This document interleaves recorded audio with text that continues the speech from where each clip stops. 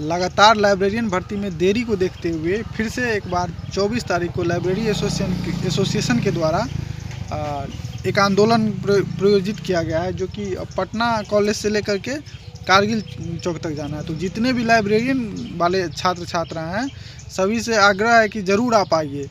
आपका कमी ही हम लोग का आंदोलन को कमज़ोर कर दे रहा है, क्योंकि जिस संख्या में आप हैं उसके अनुपात में, बहुत कम अनुपात में आप लोगों का वहाँ उपस्थिति होता है, और यही अनुपस्थिति हम लोग के आंदोलन को कमज़ोर कर देता है। और सरकार को लगता है कि मतलब इनका तो संख्या ही नहीं है।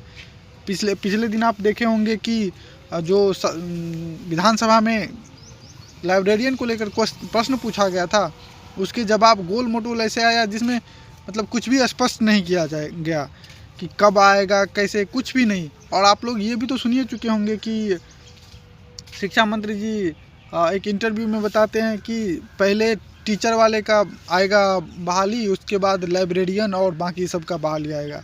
तो इसका मतलब ये हुआ लाइब्रेरियन टीचर वाले का जो कैलेंडर आया है उसका एग्ज़ाम सितंबर में होना है, उसका भर्ती नवंबर दिसंबर हो जाएगा।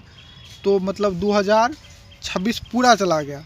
तो आप अगर आंदोलन में शामिल नहीं होते हैं तो इसलिए भी तैयार रहिए कि इस साल आपका वैकेंसी नहीं आने वाला है। आप अगर आंदोलन में सहयोग कीजिएगा, आप अपना वहाँ संख्या बल दिखाइएगा, तो हो सके आ जाएगी। इस बात की कोई गारंटी नहीं है कि आ ही जाएगा, लेकिन इस बात की ज़रूर गारंटी है कि हो सके हम लोग का संख्या बल देख के सरकार को समझ में आए कि हाँ भाई, इनको भी नज़रअंदाज नहीं किया जा सकता है। तो हम आपसे यही आग्रह करेंगे कि आप ज़रूर आइए, चाहे लड़का हो चाहे लड़की। लड़की हैं तो क्या आप नहीं जा सकती? अगर आपका वहाँ कल कोई एग्ज़ाम हो जाए तो आप नहीं जाइएगा? तो बिल्कुल जाइएगा, ऑब्वियस सी बात है कि आप जाइएगा। तो इसको भी उतना ही इम्पोर्टेंट समझे। और लड़कियों के लिए तो और भी ज़्यादा विशेष ये हो जाता है कि आपको 35% का सीधा आरक्षण मिलेगा, यानी आपका 35% सीट तो कहीं नहीं जाने वाला है।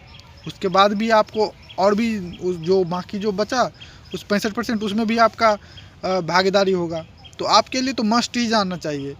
और बाकी लड़कों के लिए बोलेंगे कि भाई, अगर तुमको मौका ही नहीं मिलेगा तो बिलीस एमलिस क्या करके क्या फ़ायदा है?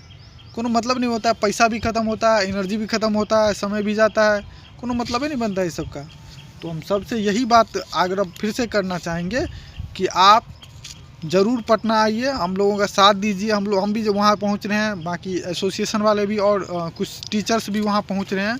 तो जब तक आप उनका मनोबल नहीं बढ़ाइएगा तब तक आपका कोई साथ नहीं देने वाला है। धन्यवाद। आप लोग ज़रूर आइएगा, भूलिएगा नहीं।